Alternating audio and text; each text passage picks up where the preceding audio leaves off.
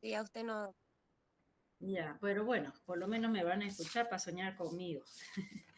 Parece que hasta el viernes vamos a estar así. Cualquier cosa, con mucha educación me van interrumpiendo, ¿de acuerdo? Lo que necesiten. Cuando hablamos de nuestros fármacos antidiabéticos, ¿cuántos grupos de fármacos habían? ¿Cuál era el primer grupo que nosotros ya habíamos revisado? ¿Quién se acuerda?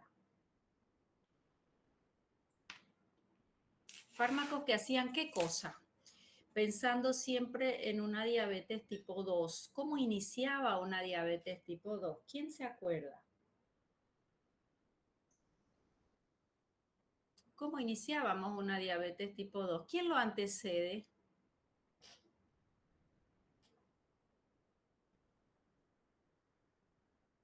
Sí, señor. Ya que estamos con esto, voy a ver si les puedo mostrar el laboratorio de un paciente justo de hoy. Voy a ir buscándolo. Con un síndrome metabólico empezamos. Ay, no sé a dónde me entré. Cualquier cosa estoy haciendo. Un segundito. Ya. Si me sale que mi pantalla, vamos a ver si lo logro. Eso lo acabo de atender 11 de la mañana y era un laboratorio bien exagerado. A ver, estoy entrando a mi catedral para que ustedes lo vean en la vida real. Este paciente,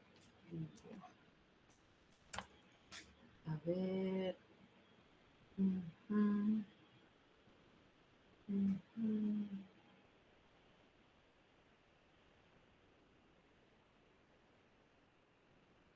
Tin, tin, tin, tin, tin.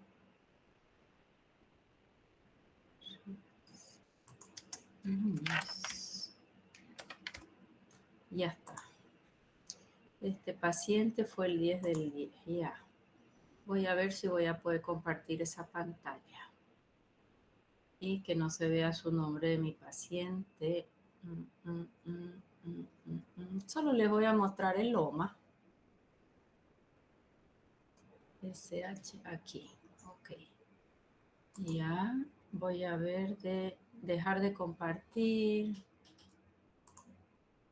Y voy a volver a compartir.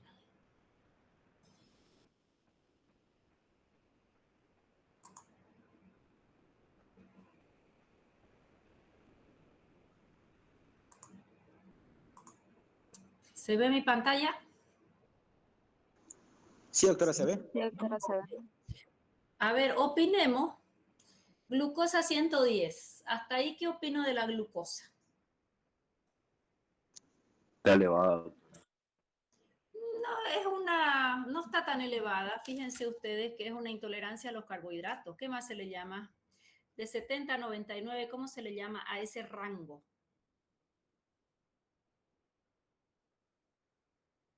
Bueno, nadie quiere hablar. Ok, y de 100 hasta 125.99. No, como postprandial. Prediabetes. Sí, señor.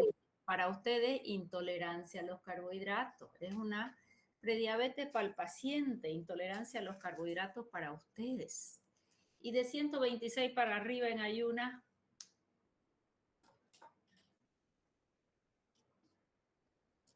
Bueno, ya.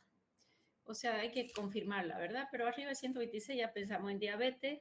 Si no es diabético, hay que hacer 3 pruebas o una glicosilada o una prueba de tolerancia a la glucosa.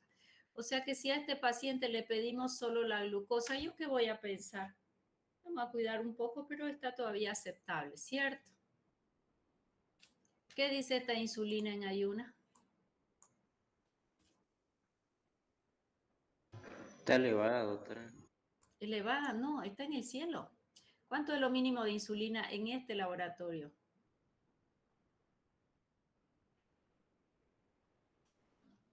4.03. De 4 a 26. ¿Qué es una buena insulina aquí? Mínimo 4, máximo 26. ¿Qué es una buena insulina? La mitad. Ok. que esté 23 más 4, ¿cuánto? Es casi 28, digamos, sumando los extras. 14 para abajo, 12 para abajo, 10 para abajo, espectacular. ¿Y cuánto tiene nuestro paciente? Es una barbaridad. ¿Y la glucosa linda? ¿Sí o no? Pero miren esto. Esto es un síndrome metabólico que en cualquier momento entra en diabetes. Este paciente no es muy alto y pesa 111 kilos. Índice de células beta funcionante de resistencia a insulina. Lo ideal es que esté abajo de 2.5. ¿Por qué tiene tanta insulina? Para poder compensar la hiperglicemia. Sí, porque esa hiperglicemia, tanta insulina, hiperinsulinemia, no hiperglicemia, tiene demasiada resistencia. Entonces, la mayoría de las células o de las moléculas de insulina son resistentes. Y como el páncreas es un hombre de 50 años, un poco menos de 50 años, se lo ve saludable, no, está muy obeso. El páncreas es saludable, hace más insulina y más insulina y más insulina. Menos de 2.5 hay resistencia a insulina. ¿Y cuánto tiene este paciente? 14.3, es una barbaridad de resistencia. ¿Y cuánto funciona este páncreas? 400%. Ya, ¿qué me dice? 4 veces más de lo normal. ¿Quedó clarinísimo? ¿Qué hacemos con este paciente? ¿Qué hacemos con este paciente? Dieta y ejercicio. Ya, tengo que bajar carbohidratos, tengo que usar esa glucosa sin insulina y la única forma que el páncreas baje su actividad es bajándole el consumo de los carbohidratos, no mezclándolos entre ellos, usarlos de menor carga glicídica y empezar una caminata. Él está sin energía, muy cansado, le duelen las piernas, le duele la cabeza. ¿Cuál fue su motivo de consulta hoy, doctora? Ya no doy más. Me duele la cabeza todo el día. Le medí la presión 150-110. Hipertenso. No tengo energía, me duermo porque caigo un plomo a la cama y 3 horas y me despierto y no duermo más. Intenté ir a caminar, me duelen las piernas y camino un poco. Entonces, lo único que me calma es comer y comer. Ese es el paciente que tiene enfrente. ¿Ok? Y esta paratormona, a ver quién quiere opinar. Deberíamos hacer los laboratorios de todos mis pacientes, ¿no? ¿Qué me dice esta paratormona? Es hasta 65. Está sacando calcio del hueso. Sí, señora. Que está alta, y si está alta, ¿cuál es la orden? No hay calcio en sangre. Entonces, ¿a quién lo vamos a sacrificar? Al hueso. ¿Qué tendría yo que pedir aquí? Calcio intracelular y vitamina D. ¿Se entendió? Bien, a este paciente, ¿con qué lo medicamos?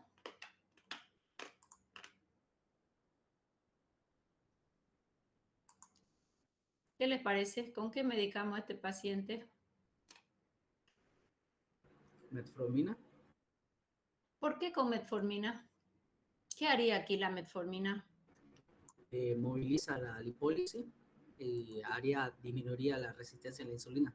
¿Por qué? ¿Está bien tu respuesta? Por su mecanismo de acción de activar de liberar a los GLUT4, no me acuerdo ahorita la enzima específica. ¿Quién me ayuda? Mecanismo de acción de metformina. Activa la MPK sinasa. Sí, señora. Y si activas y aumentas a MP quinasa, ¿a quién le disminuye su actividad? A los GLUT4. Indirectamente, ¿verdad? Porque bloquean, disminuye su actividad de los AS160 y ellos tienen agarradito a los GLUT4. Hacen que los GLUT4 no salgan a la superficie. ¿Y qué pasa si los GLUT4 no salen a la superficie? ¿Se va a utilizar los ácidos grasos? Como fuente de energía. Siempre, Mercedes, ¿verdad? Muy bien, Mercedes, muchas gracias. Sí, doctora. Vamos a usar los ácidos grasos como fuente de energía, pero hay que preparar al paciente para que esos ácidos grasos no me formen colesterol. ¿Ok? Ellos tienen que saber entrar a ciclo de Krebs. Para ello podemos ayudarnos con unos cuchillos metabólicos que son activadores de los PPAR o de los activadores de los peroxisomas alfa. ¿Ya? Bien, entonces fíjense que a ese paciente que vimos recién con una hiperinsulinemia es el que he visto con mayor hiperinsulinemia en el último tiempo. ¿Qué pasa si yo le doy un fármaco secretagogo?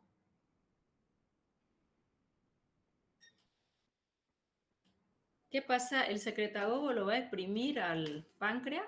Están viendo mi pantalla, ¿no? Ya. ¿Qué va a pasar si le doy un secretagogo a ese paciente que está con 50 de insulina? ¿Qué significa secretagogo?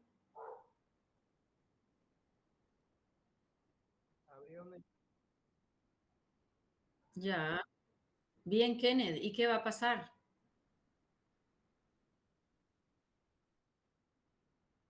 Aumenta la insulina, pero una insulina que ya viene modificada, ¿verdad? Es una insulina que no sirve. Entonces, fuerte, de nuevo. Podría causar hipoglucemia, doctora. Sí, y puede hacer hipoglicemia. Este paciente se duerme hasta en sentado. ¿Él hace picos de hipoglicemia o no? ¿Tiene derecho a hacer picos de hipoglicemia o no con esa alta cantidad de insulina? Sí. Claro, él le tira arriba la glucosa para que come y después al piso. Y él se duerme hasta en sentado, no tiene energía. Esa es la causa de la falta de energía también, sumativa. Eso es importante, hace una disglucemia. Él se le pidió su hemoglobina glicosilada, mínimo 4,5 hasta 5,5 y la tiene en 4,5. Bonita. O sea que no ha tenido tanta hiperglicemia. ¿Por qué? Porque ha tenido bastante hipoglicemia reactiva al pool de glucosa, que entra todo junto, carga glicídica alta por combinación de alimentos o por carbohidratos bien refinados, ¿se entendió? ¿A quién le daría yo un secretagogo?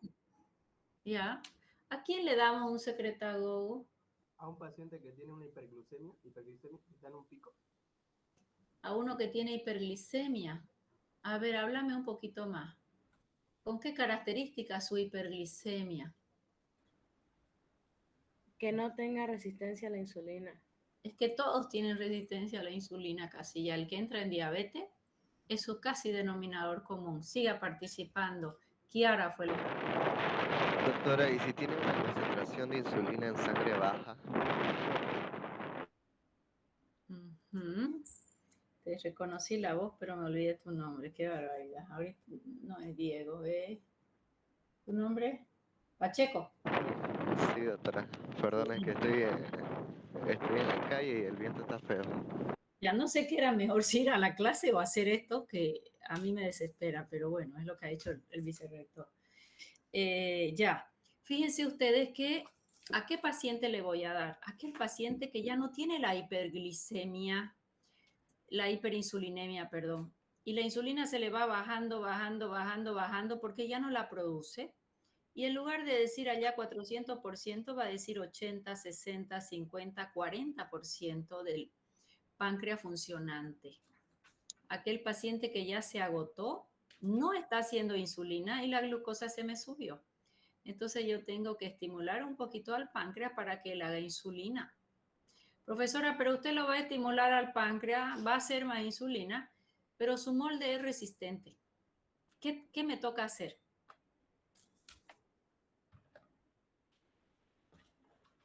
¿Qué hago?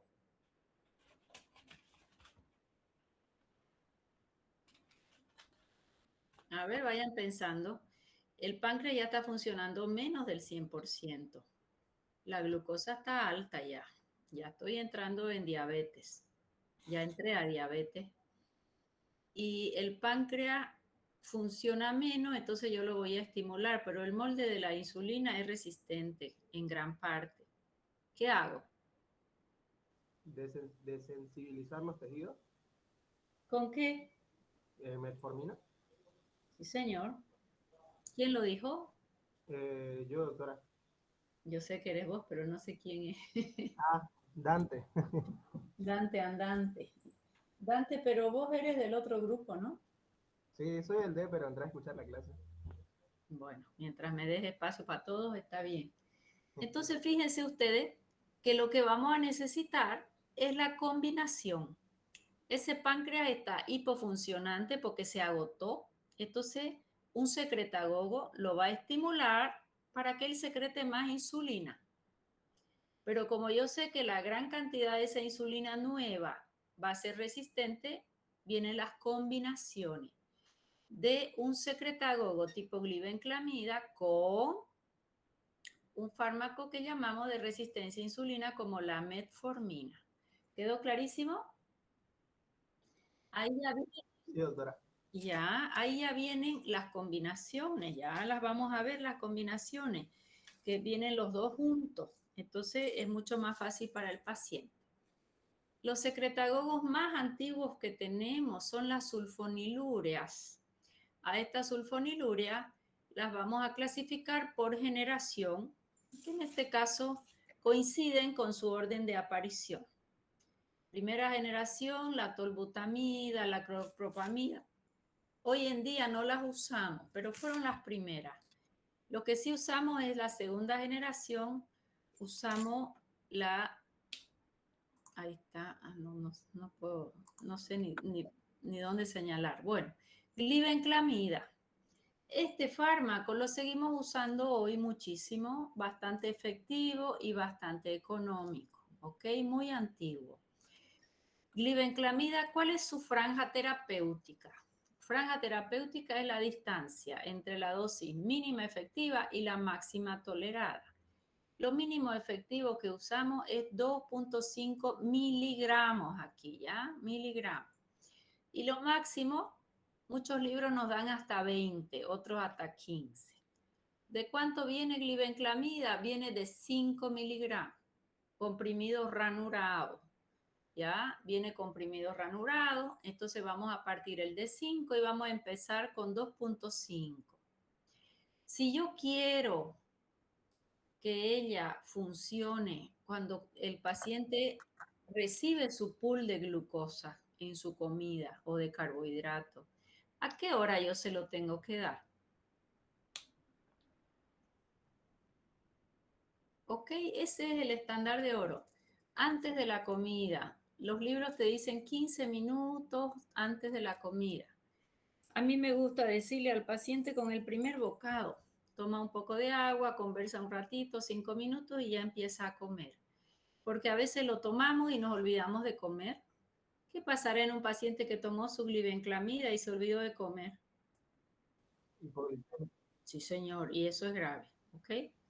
Bien, entonces, ¿cuánto es la franja terapéutica de la glibenclamida? 2.5 a 20, acabo de decir. Los voy a matar. La dosis mínima efectiva, 2.5. Fíjense que la semivida es muy corta. Entonces, si tu paciente, normalmente empezamos con el almuerzo, haciendo 15 minutos antes del almuerzo. Normalmente la cena de los pacientes más añosos es mucho más liviana. A veces le damos a la cena, a veces no, según la cantidad de carbohidratos que coma. Generalmente con una vez al día se inicia. Hay que ver hasta dónde baja esa glucosa. ¿Ya? Al inicio se llama como periodo de luna de miel y el fármaco es altamente efectivo. ¿Ya? Mientras que su semivida de él es corta, entonces si las comidas son abundantes podemos usar hasta 3 veces al día con los 3 principales alimentos, pero normalmente empezamos con la comida más abundante. La duración de acción es nomás de acción larga, ¿ya? Es nomás de acción larga, principalmente en nuestros pacientes que ya tienen un poco de deterioro en su función renal. Su metabolismo es netamente hepático, o sea que aquí habrá que tener cuidado en sobrecargas hepáticas. ¿Quién sobrecarga el hígado? Un intestino hiperpermeable o un hígado graso. Además de fármacos que aumentan el trabajo hepático. ¿Quiénes son los inhibidores enzimáticos más conocidos? Azoles. ¿Cuál? Macrólidos y azoles. Los azoles. Sí, los azoles, perfecto. Antimicóticos y los macrólidos. Bien. Su unión a proteína plasmática es bien alta y su eliminación, gracias a Dios, la mitad por el riñón y la mitad por vía biliar. ¿Ok? Eso es importante. Glibenclamida, muy usado hasta el día de hoy. Esa bien estudiada. Glipicida casi no usamos. ¿A quién le vamos a dar glipicida? Generalmente ella se va por vía renal en gran cantidad. Entonces al paciente que tiene más insuficiencia hepática. La gliquidona se va casi todo por vía biliar. Esas son sus diferencias, más no las usamos casi. Si se da por vía biliar, ¿en qué paciente puedo darle gliquidona? Paciente con insuficiencia renal. Ok. Porque ¿qué va a pasar en una insuficiencia renal que tome glibenclamida? ¿Qué riesgo tengo altísimo? Intoxicación. Claro, que la dosis se me eleve, pues, y hay hipoglicemia. O sea, acá el riesgo es la hipoglicemia. Toda sulfonilurea, su principal RAM es la hipoglicemia, siempre. Glicacida no tiene una gran ventaja sobre las otras. Esta gliquidona, su acción es un poquito más larga. De todas las que me van a estudiar bien, glibenclamida. Solo saber cuál utilizarían en una insuficiencia renal importante. Y esta de tercera generación es la que estamos usando ahora como mucho más, aquí usaré el término potente porque eso es cierto, que con menos dosis yo tenga más efecto y su acción es mucho más rápida, ¿ok? Glimepiride viene comprimido de 1 miligramo, de 2 miligramos y de 4 miligramos. Glimepiride viene la de 1 miligramo, la de 2 miligramos viene con una ranura, o sea que puedes empezar, siempre vas a empezar con 1 miligramo, porque ella es mucho más efectiva probablemente que glibenclamida y corre el riesgo de hacer hipoglicemia, ¿ya? Y viene la de 4 miligramos, que viene con 3 ranuras. Cada ranurita es 1 miligramo. Entonces el paciente puede hasta ahorrar un poco porque compra la de 4 y le va a usar para 4 días porque va a usar 1 miligramito cada que esté prescrita, ¿ya? El riesgo de hipoglicemia es mucho mayor con glimepirida que con glibenclamida, ¿ya? Acá nos da como dosis día hasta 6 miligramos. Yo lo que he visto que usamos hasta 4. 4 ya es una dosis alta. O sea que probablemente no pasemos de 4 miligramos el día. Su duración nos va a durar de 16 a 24 horas, se va por el riñón y tiene su metabolismo hepático. Bien, entonces hasta ahí tengo la sulfonilurea. Y si yo les pregunto, ¿a qué paciente le doy sulfonilurea? ¿Cuál es la respuesta?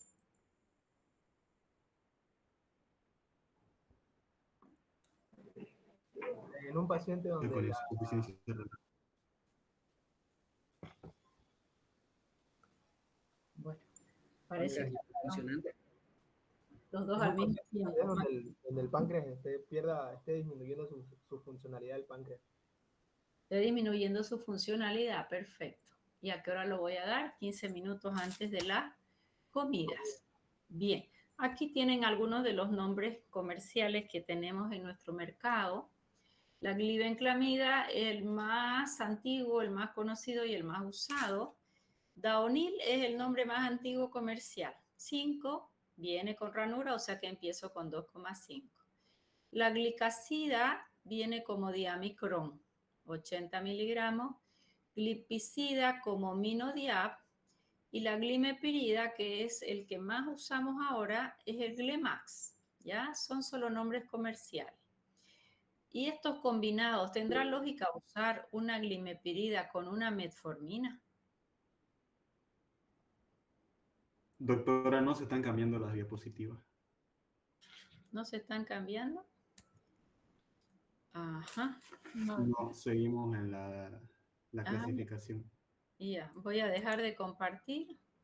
Es que alguien tomó el mando, yo no creé esto. Lo creó, pedí que me lo creen porque... A ver. Ya puedes usar complementos, haz mucho más en las videollamadas, dice. Sí, alguien entró ahí un poquito a hacer algo y no se puede inactivar la cámara, qué barbaridad. No se puede activar. Presentar ahora. Presentar una pestaña para compartirla, no.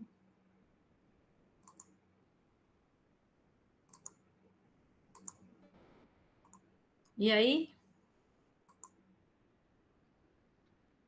¿Qué color es mi? ¿Y si yo cambio, ahí se ve?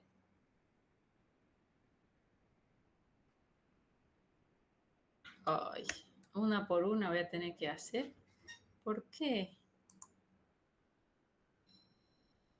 ¿Ahí es nueva? No, No, Doctora. Ya, qué lío. Bueno, voy a cambiárselas una por vez entonces. Y acá que dice mostrar pantalla, opciones de flecha, finalizar presentación. Doctora, ¿y si lo pone en modo presentación no se podrán cambiar? A ver. ¿Ya cambió? ¿Qué ven ahora?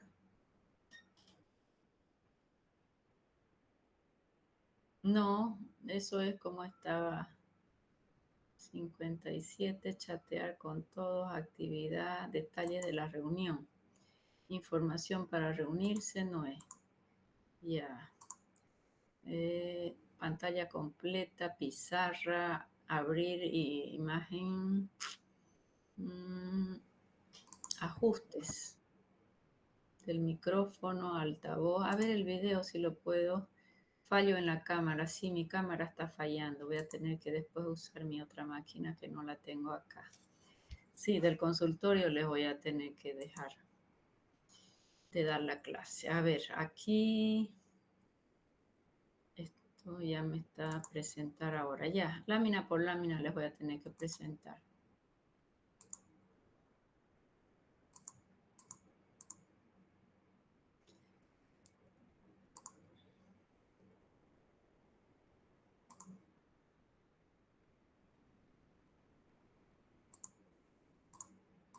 Ya. Lo que yo les decía recién, ahora lo ven esto, ¿no ven? Sí, doctora. Bueno, esto es lo que yo les decía recién, de cuánto vienen las presentaciones. Ya tenemos la glibenclamida con sus nombres comerciales y aquí les mostraba las combinaciones. Estamos hablando de una sulfonilurea con un fármaco para resistencia a insulina. Siempre uno pone 2000. ¿Qué es 2 y qué es 1000?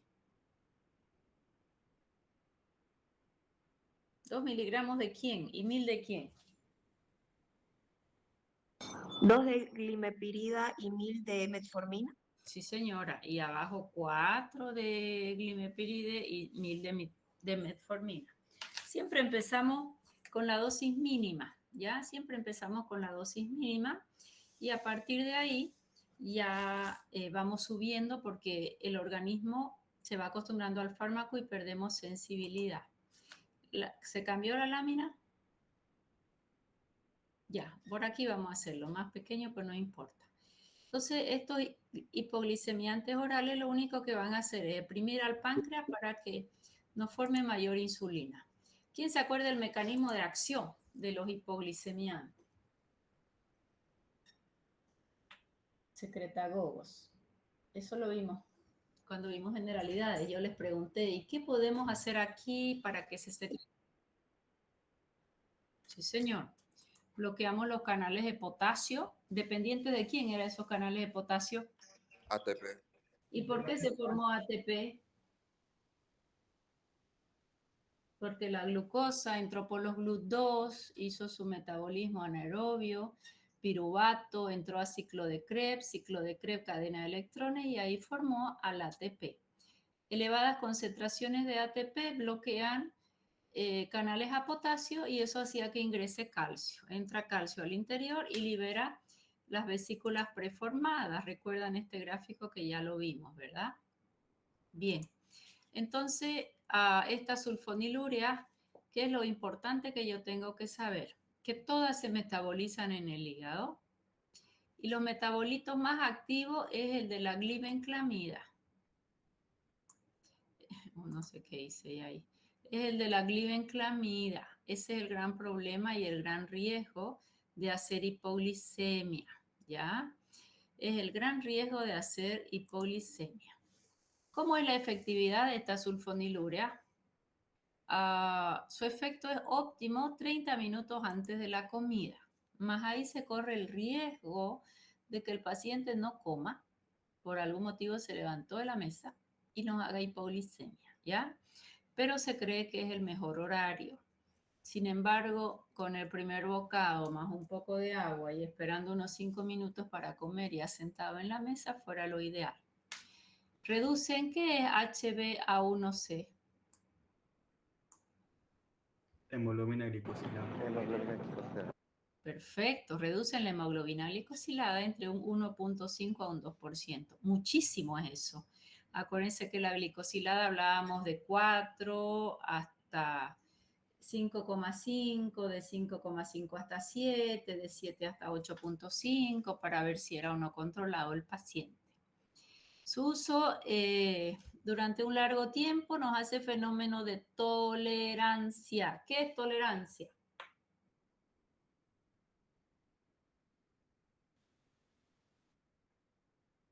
Exacto, y deja de responder. ¿Ya? Eso es importante. Mayor efectividad en pacientes que no tienen sobrepeso y si su enfermedad no ha pasado más de 5 años. Eso es importante. Esto es extremadamente importante. 70-90% de estos pacientes que sí responden a sulfonilúrea, cada año baja su efectividad un 10%. ¿Cuántos años para perder la efectividad? Si cada año pierde un 10%. Sí, señor. Y esos pacientes terminarán con insulina. ¿Ya? O sea que cuanto más demores empezar estos fármacos porque tu paciente ya se acopló a un régimen más saludable, va a ser ideal. O sea que no es que los voy a poder usar desde mis 40 años hasta mis 90 años porque pierden efectividad. Ay, ya me pasé, ¿no? A los 10 años, el 90% tiene un fallo secundario. ¿Ya? O sea que es como lo que decimos su tolerancia. Puede readministrarse, pero si hay dieta y ejercicio, si no, es como no dar absolutamente nada. ¿Quedó clarísimo? Fíjense que ¿qué hacen nuestros pacientes? Siguen comiendo tal cual y más fármaco. Antes tomaban una vez al día, ahora 2 veces al día. Después siguen al endocrino 3 veces al día. Y el paciente no cambió nada de hábito, ni dieta ni ejercicio. ¿Cuál es el más importante de lo grave? Hay un aumento de peso. ¿Por qué hay un aumento de peso? Porque al haber ya más insulina, ya no se come el paciente sus proteínas como fuente de energía, ¿no? Ya no come las proteínas, entonces ya no baja de peso. ¿Cuál es el paciente que baja de peso? El que está diabético y ni sabe. Lo encontraste a tu amigo que era bien gordo y lo pillas flaco. ¿Qué te pasó? No sé, dice yo, nada, hice diferente y bajé de peso. Porque como no puede usar su glucosa como fuente de energía, se echó mano de sus proteínas y después de sus ácidos grasos y el paciente baja de peso. ¿Pero a qué precio? A precio de una hiperglicemia. ¿Se entendió? Sí, doctora. Ya. Entonces aumenta de peso, aumenta las transaminasas. ¿Por qué? Porque el fármaco tiene intenso metabolismo hepático. A nivel dérmico, como todo fármaco, desde un rash hasta una dermatitis, una fotosensibilidad. A nivel sanguíneo, como todo fármaco, baja glóbulos blancos, puede destruir los glóbulos rojos, a granulocitosis, bajar plaquetas, trombocitopenia, como cualquier fármaco. que AAD. Algunos inhiben, anótenla bien, alcohol aldehído deshidrogenasa. ¿Quién es ella? Es una de las enzimas hepáticas que biotransforman el alcohol. Y si de pronto es bloqueada esta enzima, paciente toma alcohol, como está bloqueada, el efecto llega a sangre de una forma terrible, a tal punto que el paciente tiene lo que se llama efecto antabús. ¿Qué es efecto antabús? Él se siente mareado, con náuseas, vómitos, sensación de muerte, taquicardia, sudoraciones, puede haber diarrea. Ese efecto antabús es lo que se usaba antes para lograr que el paciente deje de beber. ¿Con quién logró un efecto antabús? Con el metronidazol. Metronidazol es un antiparasitario, es un antiprotozoario, antiamebas, yardas y trichomonas, y también frente a anaerobios como Clostridium difficile. Le dabas metronidazol al paciente y tras que tomaba un poco de alcohol se sentía muy mal, náuseas, vómitos, taquicardia, sensación de muerte. Entonces se esperaba que como se sentían tan mal con el alcohol dejaran de beber. Lo único que hacían era no tomarse su metronidazol, ¿ya? Ese es el efecto antabús, nace desde esa época, ¿ya? ¿Quedó claro el efecto antabús? Bien, o sea Doctora, que ¿este efecto antabú es lo mismo que la reacción disulfiram? sí, es lo mismo que la reacción disulfiram. El disulfiram es un antipsicótico, también hace exactamente lo mismo. Metronidazol, glimepiride, glibenclamida, sulfiram, bloquean o inhiben al alcohol aldehído deshidrogenasa. Todas ellas se llaman reacción tipo disulfiram o efecto antabús. Muy bien, Kenneth fue, ¿no? No lo veo, pero tengo buena oreja. Sí. ¿A quién no le damos sulfonilurias? Sí, doctora. Sí. Okay. ¿A quién no le damos? Insuficiencia hepática. ¿Por qué? Porque todos se biotransforman en el hígado. Y si el hígado está sobrecargado, me va a llegar mucha dosis a sangre y el riesgo de hipoglicemia es muy alto. Insuficiencia renal, hay que ajustar la dosis. Insuficiencia respiratoria, dice ahí, pero bueno, es otro cuento. Embarazo, ningún hipoglicemiante se debería dar en embarazo. En embarazo usamos directamente, ¿qué usamos en una diabetes gestacional? ¿Insulina? Directo, insulina, ok. En infecciones graves usamos directamente insulina porque infecciones graves corren el riesgo en estos pacientes de hacer hiperglicemias terribles. Estado hipoglicémico porque va a sumarse la hipoglicemia. En los diabéticos tipo 1 no tiene sentido porque sus células beta ya están destruidas por autoanticuerpos. Diabetes con desnutrición usamos insulina. Cirugía mayor, si el paciente es diabético, nada por vía oral, usamos insulina. Intolerancia o alergia a sulfoniluria. Y en la cetoacidosis, hidratamos bien el paciente, hacemos mucho suero fisiológico y hacemos la insulina a dosis baja y la vamos aumentando a necesidad. Nunca podemos en una cetoacidosis o en un coma hiperosmolar bajar de golpe la glucosa, es lo único que no deben hacer. Esa glucosa se debe bajar gradualmente, por lo menos en 48 a 72 horas, porque si le baja de golpe no lo sacas de la hipoglicemia al paciente. Bien, hasta ahí preguntas de la sulfonilurea. Hemos visto clasificación por generaciones, mecanismo de acción, efecto farmacológico. Hemos visto en quién la usamos, combinado con quién pudiera darse y a quién está contraindicado. Vamos con los secretagogos. También secretagogos que son primos hermanos de la sulfonilurea, mismo mecanismo de acción, se llaman las meglitinidas. ¿Quién sabe cuál es su diferencia? ¿Quién leyó algo? ¿Cuál será su diferencia? Estas tienen menos riesgo de hacer hipoglicemia marcada. ¿Por qué, Dante? ¿Cómo? ¿Por qué? Ajá, es lo más importante. ¿Por qué? La respuesta es correcta. Tiene menos riesgo de hacer hipoglicemia, pero ¿por qué?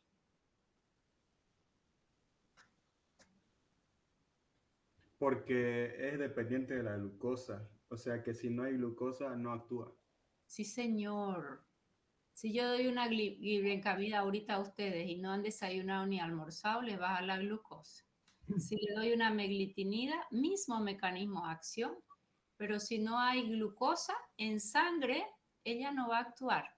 Nunca es una selectividad de un 100%, pero es muy altamente selectiva. Si yo sé eso, ¿cuál de las dos tiene menos riesgo de hacer hipoglicemia? La meglitinida. Sí, La señor. meglitinida. Entonces son mucho más específicas, pero ya vamos a ver en qué consisten sus ramos. Estas meglitinidas entonces se unen al mismo canal de potasio que se llama SUR1, dependiente del ATP. Sin embargo, esta acción depende de quién, estrictamente de la glucosa. Si no hay glucosa en sangre en cantidad suficiente, no se activa el mecanismo de acción. ¿Cuándo va a haber glucosa? Cuando comió el paciente. A diferencia de lo que ocurre con sulfonilurea, que es estrictamente dependiente de la concentración de glucosa que haya en sangre. Por lo tanto, riesgo de hipoglicemia es mucho menor. ¿De qué va a depender? De la ingesta de glucosa. Ya me fui, ¿no? Va a depender de la ingesta de glucosa. ¿Quiénes son ellas? La meglitinida es la más usada. Repaglinida y la nateglinida es la de acción más corta todavía. ¿Qué característica tiene su farmacocinética de las meglitinidas? Van a estimular la secreción de insulina por el bloqueo de esos canales de potasio dependientes del ATP. Mismo mecanismo de acción que la sulfonilurea. Más va a depender de las concentraciones de glucosa. ¿A quién le damos? Diabetes mellitus tipo 2, no obeso. Su acción es más rápida y más corta que la sulfonilurea y es útil cuando se quiere corregir principalmente las glicemias postprandiales. Ese paciente que a la mañana tiene baja glicemia y que se le sube su glucosa después de comer, a ese le vamos a dar una meglitinida, porque no es que tenga la glucosa alta las 24 horas. Bien. ¿Qué efectos adversos tiene? ¿Tiene hipoglicemia? Sí, mucho menos que sulfonilurea y más que todo dependiente de la dosis, pero en mucho menos intensidad que la sulfonilurea. ¿A quién no le doy? En la diabetes tipo 1 no tiene sentido. En el embarazo, nada. En embarazo vamos a dar insulina. Insuficiencia renal o hepática severa. Y también se ha visto que potencian su acción fármacos como los IECA, los AINE, betabloqueantes antiguos, no los nuevos, los IMAO. El alcohol, ¿por qué el alcohol potencia su efecto? Porque usa ¿a quién? A las alcoholaldehído deshidrogenasa. Y le bajan su efecto los glucocorticoides, obviamente, porque hacen hiperglicemia. Las tiacidas, porque hacen hiperglicemia. Las hormonas tiroideas tienden a hacer también hiperglicemia. Y los simpático-miméticos. ¿Quiénes son simpático-miméticos? A ver, nómbrenme alguno.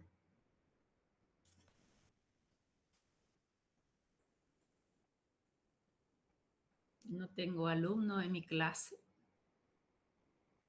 ¿Quién conoce un simpático mimético?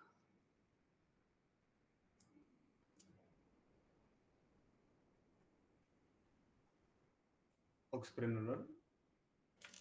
Simpático mimético, ese es beta bloqueante, exactamente lo opuesto a simpático mimético. ¿Quiénes son simpático miméticos? Muchísimos son. Agonistas beta 2 mayor a beta 1, profesora, agonistas alfa 2 inclusive. Bueno, traten de estudiar un poco. Esto de dar online, yo creo que no atienden ni un poquito. Bien, los de acción más rápida de las meglitinidas es la repaglinida. La repaglinida, su acción es la más rápida de todas, muy útil en la hiperglicemia postprandial. Su efecto nos va a durar 1 hora. Se biotransforma en el hígado, pero su metabolito es inactivo, por eso es que es de acción rápida. Se va por vía biliar como todo y lo ideal es 15 a 30 minutos antes de las principales comidas. ¿A quién le vamos a dar? Pacientes con hábitos irregulares, ese que se sienta a comer y se come todo y una sola vez al día, a ese le vas a dar. El riesgo de hipoglicemia está disminuido y generalmente con repaglinida empezamos bajita dosis, de 0,5 y podemos incrementar hasta 4, ¿ya? Siempre baja dosis, nunca pueden empezar alguno de estos antidiabéticos con dosis alta. Baja la glicosilada entre 1.5 a 2%, eso es alto. Se puede combinar igual que las sulfonilurias con la metformina. Su efecto adverso sigue siendo la hipoglicemia, pero en mucha menor escala. ¿Mm? Bien, entonces hasta ahí, ¿qué hemos visto? Hasta ahí hemos visto los secretagogos, la sulfoniluria y las meglitinidas.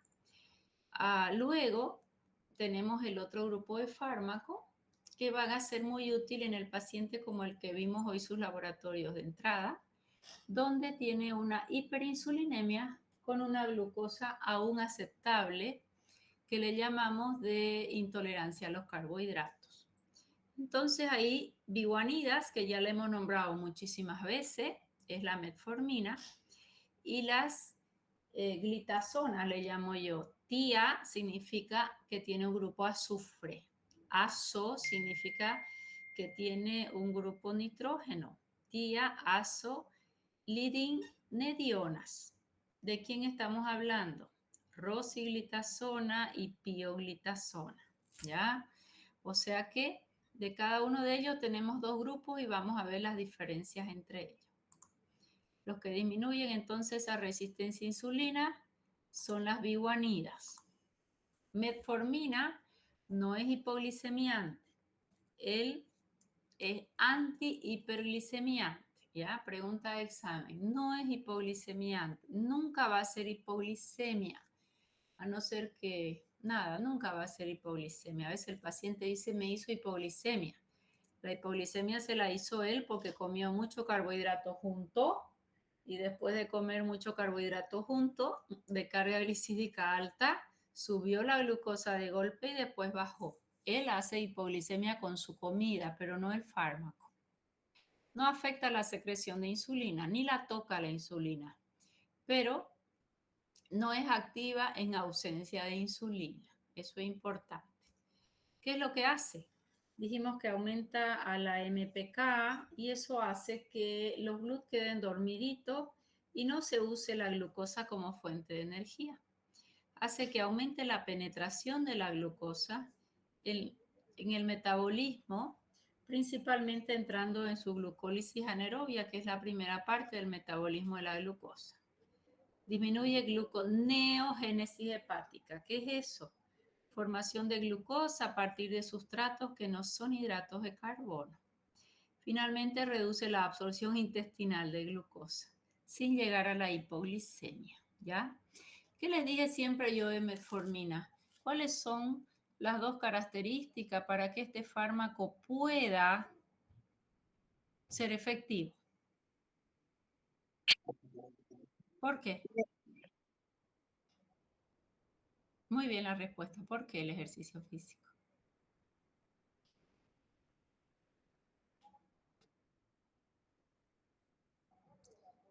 ¿El ejercicio físico para qué? Para que pueda estimular la lipólisis y se pueda usar los ácidos grasos como fuente de energía y haya una multiplicación mitocondrial. Muy bien, ejercicio físico y bajar la ingesta de carbohidratos. Sí, señora. Sin eso no funciona. Yo a este paciente que les mostré hoy, él volvió después de enero. En enero había venido, Dice que un mes había bajado incluso 2 kilos. Después, por algún motivo, dejó todo y vuelve ahora en octubre. Solito había ido a repetirse los laboratorios que yo le había pedido en enero. Y bueno, conversé mucho con él y le digo, yo necesito esto en ejercicio y en mejora de comida. Si tú lo logras este mes, recién voy a ayudarte con algo extra. No le puedo dar metformina de entrada. ¿Por qué? Porque él va a seguir comiendo igual y va a creer que el fármaco le va a controlar su sobrepeso, su glucosa y su insulina, y eso no es cierto. Si él logra en este mes volver, ya con un poquito mejor de hábito, hemos empezado con caminatas de 15 minutos, le he pedido por lo menos la primera semana hasta completar 60 y que me deje de combinar sus carbohidratos y bajar un poquito en cantidad. Recién ahí probablemente empecemos metformina. Le digo, si me ayudas un poco con esto, yo te voy a ayudar más, pero ahorita no puedo más. ¿Por qué? Porque no tiene sentido darle una metformina si tu paciente no tiene ya un hábito de comer un poquito mejor y de empezar a movilizarse. ¿Se entendió? Sí, doctora, gracias. Bueno, yo me voy a ir contestando porque yo sé que está lenta la respuesta, ¿no? Bueno, metformina, si está aumentando el consumo de glucosa, hace que ella ya no se acumule. Entonces mejora el perfil dislipémico, reduce triglicéridos. ¿Qué fármaco vimos para bajar triglicéridos?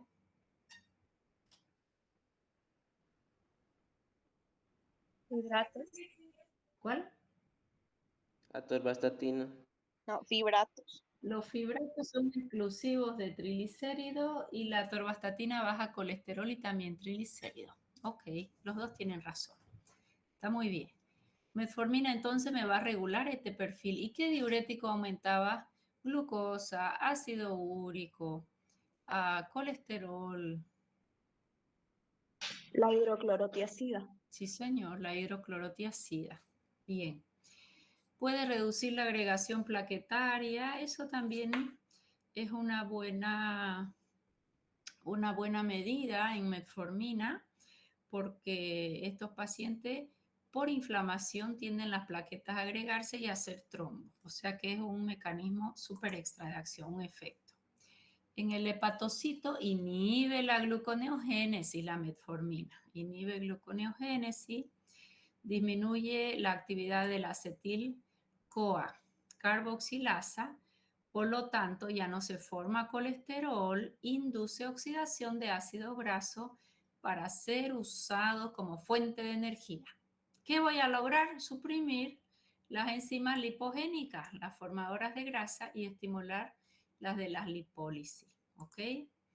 En el músculo también activa la MPK, aumenta la captación de glucosa, un efecto que es adictivo al de insulina, eso está bueno. Eso es como una reserva de glucosa y utilización de ácidos grasos como fuente de energía. Por eso yo les decía que el maratonista se le da metformina para que él aguante esa carrera larga utilizando sus ácidos grasos como fuente de energía. Y en la última carrera, ya para llegar a la meta, cuando ya aguantó toda la maratón, ahí es que él va a usar el glucógeno que tiene guardado como reserva.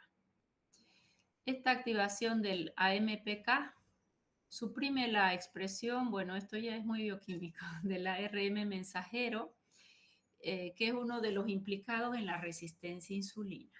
¿Ya? Que me sepan lo anterior, va muy bien. En los adipocitos aumenta la translocación de los transportadores GLUT4 desde la membrana microsómica a la membrana plasmática. ¿Para qué? Para ser utilizados como fuente de energía. Como consecuencia de su actividad metabólica, aumenta concentraciones de lactato y de piruvato. ¿Por qué? Porque están usando los ácidos grasos como fuente de energía. Por lo tanto, disminuye materia prima para triglicéridos y para colesterol. Y en los fibroblastos, siempre que yo preciso adipocito, los fibroblastos se transforman en adipocito. Pero un adipocito que ya se formó y va guardando grasa nunca vuelve para fibroblasto. ¿ya? Aumenta la expresión del gen transportador de los GLUT1 a nivel de los fibroblastos. Una información mucho más finita. ¿A quién le vamos a dar metformina? Diabetes tipo 2, caracterizado por hiperinsulinemia con resistencia a insulina. Es de elección en los pacientes obesos o con síndrome metabólico, en las hiperlipemias, síndrome de ovario poliquístico, porque el hiperinsulinismo es el que probablemente aumenta la formación de los andrógenos o testosterona, porque se bloquea la aromatización en el ovario. Se administra por vía oral. Generalmente empezamos con dosis de 500 miligramos. El libro siempre dice hasta 3 veces al día. Empiece con una sola vez, siempre y cuando su paciente bajó o mejoró su variedad de carbohidratos y su cantidad, y siempre y cuando haya mejorado también su ejercicio físico aeróbico suave. Puedo dar hasta 4 gramos día, ¿ya? Esta metformina hoy la tenemos de 750, de 850 y de 1000 de liberación sostenida. Dentro de sus reacciones adversas no es tan bien tolerada, y a nivel gastrointestinal, como inhibe la reabsorción de la glucosa se fermenta en intestino y da diarrea, a veces da distensión abdominal, se forman muchos gases, efecto que dura unos 3 a 5 días generalmente. Después se produce la normalidad. Si no se produce, el paciente probablemente no la tolere y tengamos que levantarla. A nivel hematológico puede hacer anemia megaloblástica porque le disminuye su absorción a la B12. La hipoglicemia casi que ni se la considera. Sí puede haber una acidosis láctica solo cuando hay una insuficiencia renal severa. ¿A quién no le doy insuficiencia renal? Para pacientes alcohólicos, deshidratados. ¿Con quién tengo que tener precaución? Con los fármacos que suben la glucosa y con los que bajan la glucosa. Y dentro de su farmacocinética, básicamente no tengo mayor relevancia que decir, se va por orina, su eliminación no es tan larga, hasta 6 horas, por eso se la pudiera dar hasta 3 veces al día inclusive. Bien, ok, dentro de preguntas hasta ahí de metformina, creo que es de la que más habíamos hablado en la introducción al tema.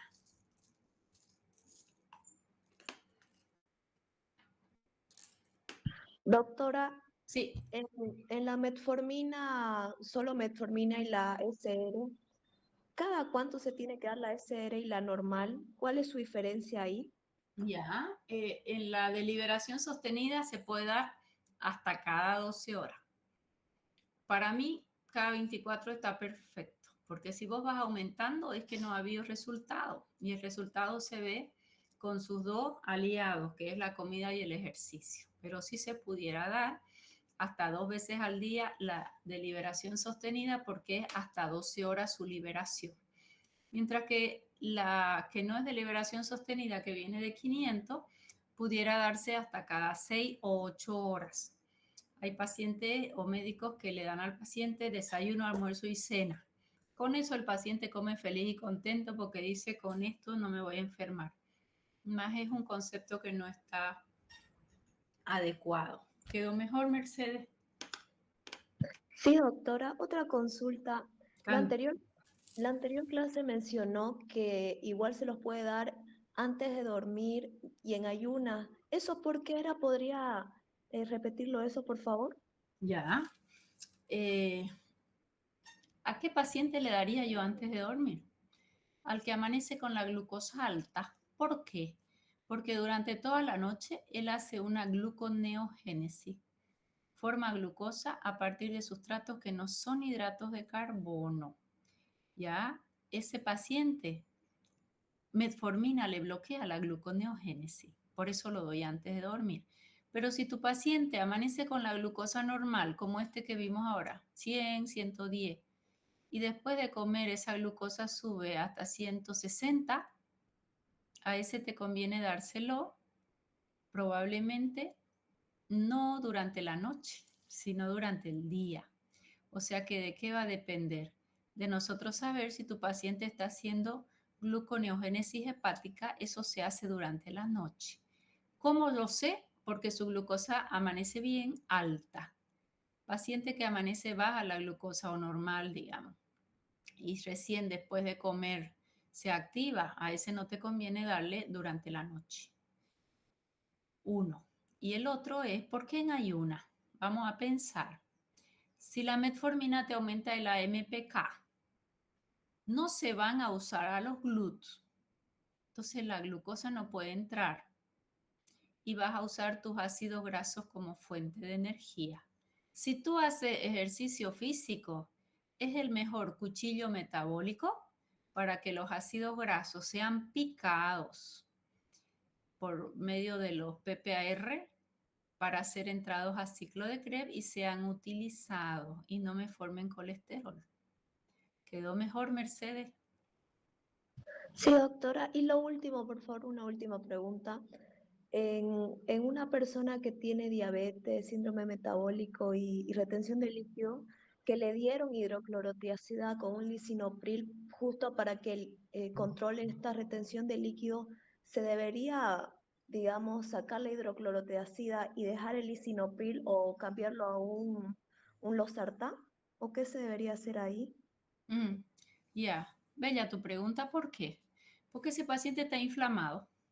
Si hay retención de líquido, porque la sangre no está volviendo. Porque su retención de líquido en los pies, que se hincha todo, ¿cierto?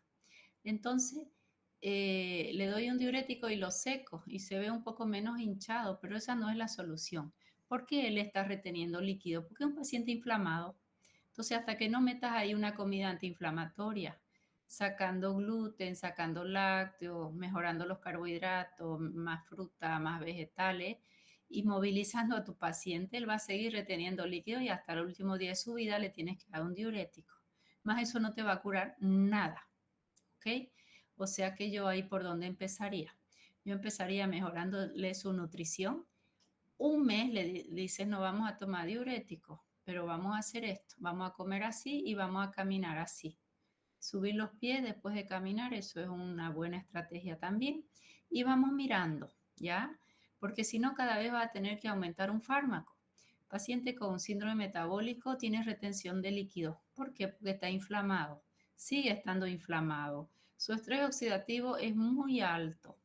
Entonces tiene que empezar antiinflamándolo, control de estrés oxidativo y a la vez va a bajar de peso. Después no vas a necesitar ni tu lisinopril. Lisinopril puedes usarlo cada 12 horas.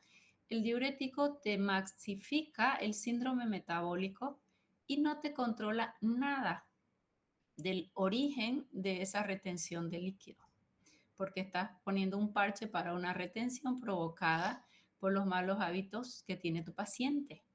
Entonces, vamos al revés.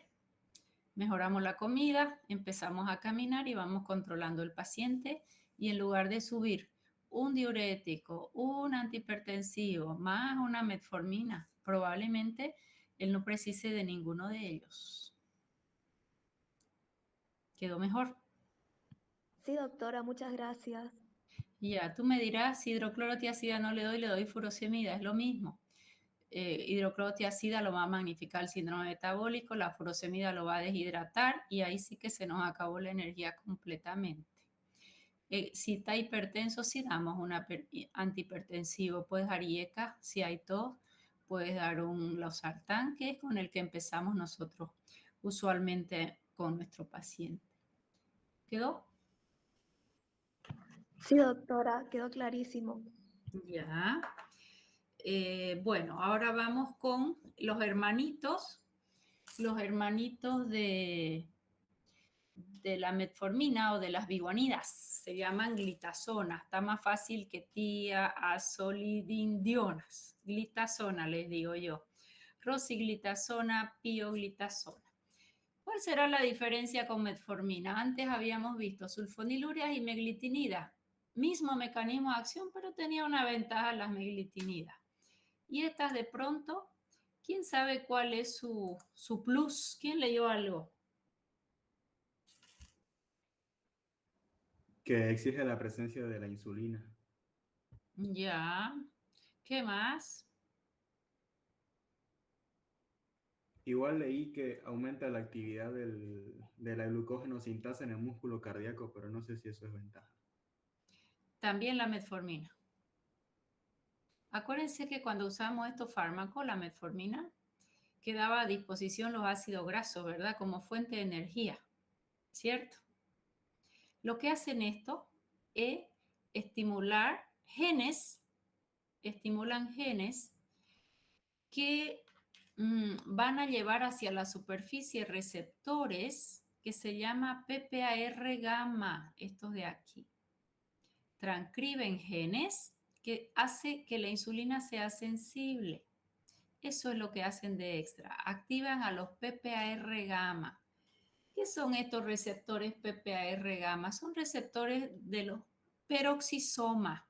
Son cuchillos metabólicos. ¿Qué es cuchillo metabólico? Todo ese ácido graso de cadena larga y de cadena media va a ser cortado en ácidos grasos de cadenas más pequeñas, acético, butírico, más que todo acético. Por eso se forman las cetonas.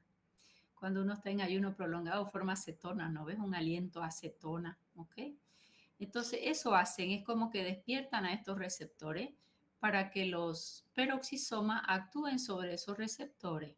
Peroxisoma actúa sobre este receptor y empieza a picar trin, como un cuchillo metabólico.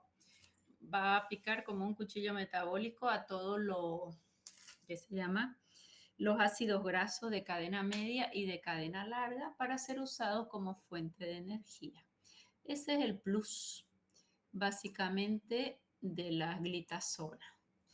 ¿Aumentan la actividad de la glucógenosintasa en músculo cardíaco? Sí, más también la metformina. ¿Reducen gluconeogénesis hepática? Sí, también la metformina. Por eso lo damos en el paciente que dice, pero si yo no comí toda la noche y mi glucosa alta, es porque está en gluconeogénesis hepática. Disminuye la liberación del factor de necrosis tumoral. Eso es bueno. Ese factor está en tejido adiposo y es una de las principales causas de resistencia a insulina. Promueve la diferenciación de preadipocitos en adipocitos que sean un poquito más sensibles a insulina porque se ha estimulado a los PPAR gamma y hace que se redistribuyan el aumento del tejido celular subcutáneo periférico, que ese aumento de tejido celular subcutáneo periférico es el que nos habla de alta resistencia a insulina, disminuyendo la grasa visceral y haciendo que a nivel periférico tengamos más grasa que a nivel de la cintura abdominal, ¿ok? O sea que tiene nomás las ventajas, favoreciendo que se utilice más la glucosa, disminuye gluconeogénesis, por lo tanto, disminuye la concentración de glicemia sin ser hipoglicemiante, es antihiperglicémico, igual que metformina. Disminuye también la hemoglobina glicosilada. ¿Aumenta la captación de ácidos grasos para ser fuente de energía? Sí, eso es lo más importante que tienen como efecto farmacológico. Todas ellas mejoran sensibilidad a insulina, sí. Sin embargo, algunas de ellas fueron retiradas del comercio por ser hepatotóxicas, que algunos pacientes murieron por insuficiencia hepática, ¿ok? Por ejemplo, ¿cuál fue la más hepatotóxica? Ahorita me voy a acordar.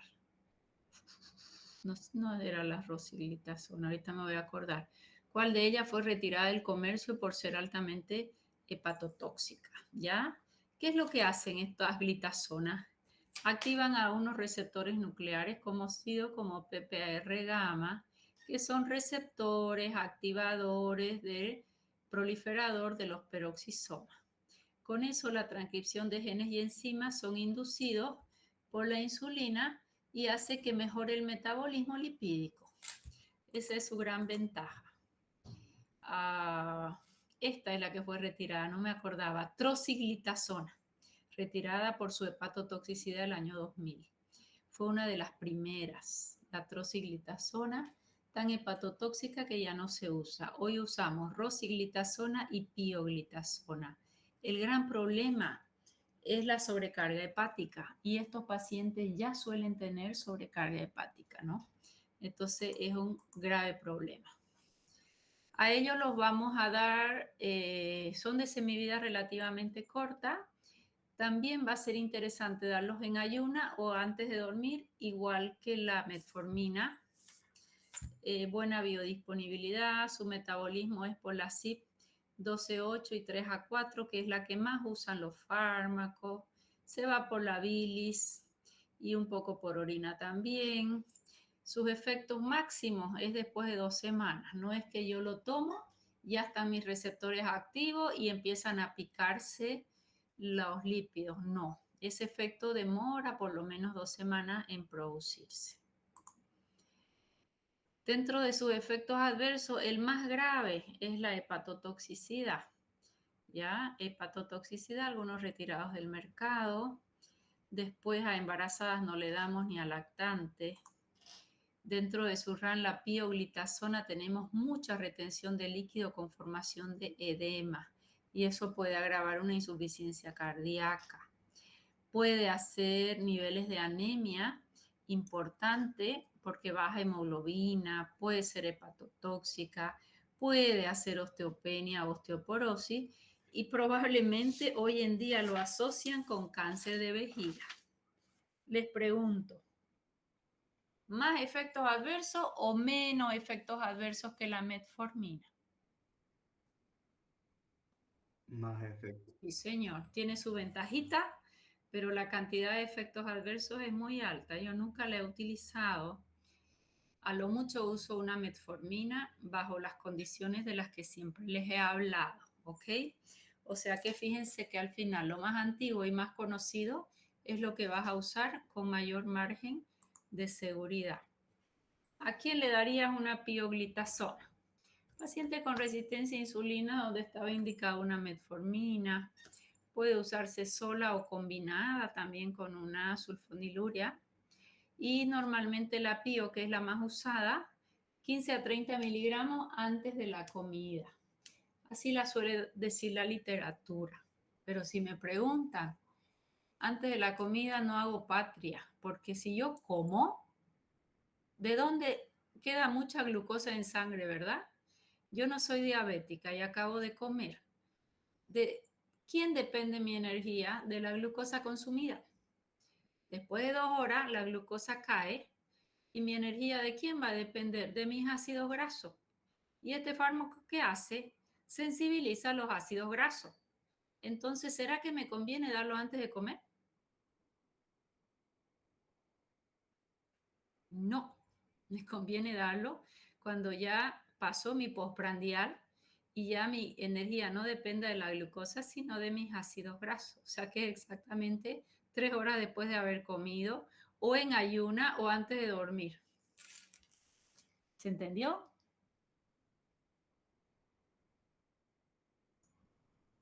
¿Los demás? Sí, doctora. Les voy a tomar el examen, ¿eh? Bueno, hice lo mejor que pude. La clase no es tan fácil ya para mí dar virtual. Pero preguntas hasta aquí. ¿Qué es lo que toca ya para la siguiente clase? Los que inhiben absorción de glucosa, los que bloquean la reabsorción de glucosa a nivel renal y las incretinas. Con esos 3 grupos terminamos diabetes a insulina. Terminamos la otra clase, esos 3 grupos, y hacemos insulina y con eso terminamos diabetes para entrar a tiroides. Si teóricamente no se puede ir a la universidad, mañana no van a tener práctica, pero vayan estudiando porque el otro martes va a ir todo diabetes más lo anterior, ¿verdad? Como siempre. Preguntas hasta aquí.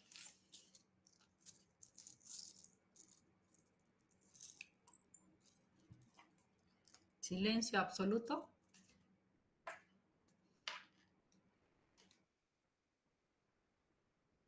Todo entendido, doctora. Bueno, me alegro que se haya entendido. Yo creo que ha sido demasiado repetitiva como para que esa metformina la usen bien. como para que ese síndrome metabólico me lo traten como Dios manda, sin fármaco y haciendo cambios de hábito, y ya colocas el fármaco para ayudar a tu paciente cuando corresponde. Bien, si no hay más preguntas, nos vemos el día jueves a las 10 a.m. Gracias a todos. Ya, Doctora, adiós. gracias. Ok. Gracias, doctora. Hasta A ver, luego. si por lo menos los veo, nada, nadie tiene su pantalla puesta, ¿no? Ok, Kenneth, Fabiola, bye. Ok. ¿Quién quedó? Carolina, Diego Monasterio, bien. Junior levantó la mano. Cante, Junior, no puedo creer. Holguín levantó la mano por error. Qué raro, Junior. Zabalá. Ya se fue ya. Bien, me retiro entonces. Les espero día jueves. Muchas gracias, Leila. Ella me hizo para el otro jueves también, por favor, mucho más cómodo. Creería yo que voy a estar en mi otra computadora en el consultorio y por lo menos nos vamos a ver la caripela un rato, ¿ya? Bye, bye, buena semana. Ok, bye, bye.